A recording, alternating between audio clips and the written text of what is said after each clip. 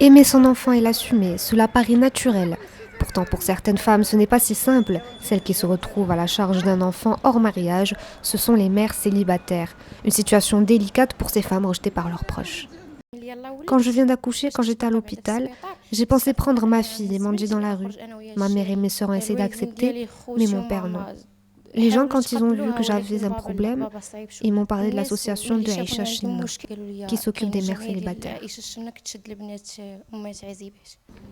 Cette association, c'est Solidarité Féminine à Casablanca.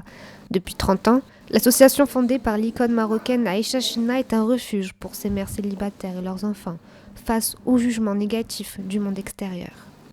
Les mamans passent entre 1 an et 3 ans chez nous, à Solidarité Féminine, le temps de se remettre sur leurs pieds, de comprendre leur rôle en tant que mère, en tant que citoyenne, sans dépendre de qui que ce soit.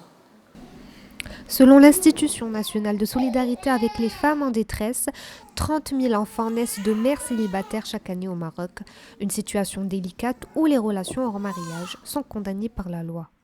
L'État ne protège pas cette catégorie.